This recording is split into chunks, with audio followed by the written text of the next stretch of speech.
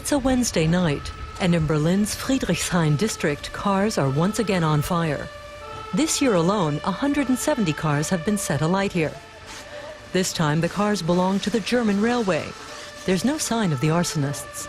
All the police have to go on is that they're suspected left-wing extremists. We now have targeted arson attacks, planned well in advance and very thoroughly prepared. It's taken on a whole new dimension.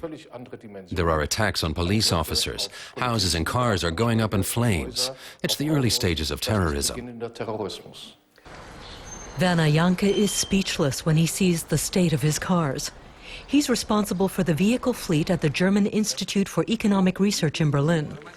Both he and his colleague Wolfgang Schmidt say there's no question the arsonists are left-wing extremists. They should write a letter and say what their problem is. They could just write a nice letter to the Institute and that would be fine. But not this.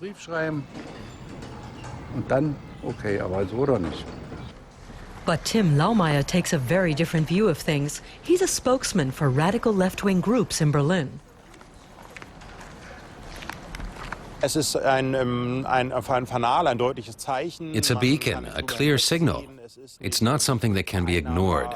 It can't be waved aside, like demonstrations when everyone pats you on the head afterwards. How nice that you demonstrated. That's a part of democracy.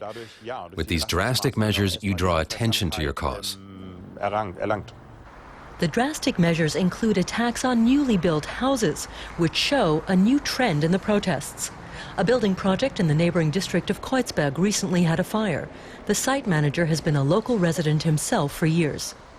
It's an attack on an anonymous target. It's not directed against Mr. and Mrs. XYZ. It's against the residents who are to move in here.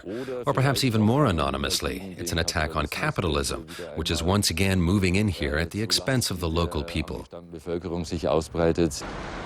Left-wing radicals like Tim Laumeier see new buildings in Kreuzberg as a direct provocation. Another project here was considered particularly objectionable because residents were to park their cars inside, as these designs show. Many left-wing groups feel the violence is justified. The violence is directed against objects. There are no people getting beaten up. Bottles of paint were thrown against the wall, graffiti, a pane of glass was broken, and the building is virtually empty. Only one apartment is rented, so the project doesn't seem to be successful anyway. Were you successful in driving people away? It would seem so, yeah.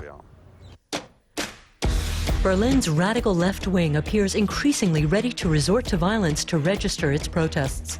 The city certainly offers enough potential targets.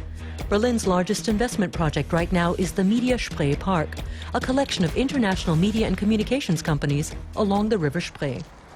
The area is gradually being cleared, and this makeshift settlement has to go. The license agreement has been terminated. Everything has been done legally. But left-wing groups say they plan to fight the decision with all means necessary. If the politicians won't respect the people's wishes, then we have to resort to other forms of protest.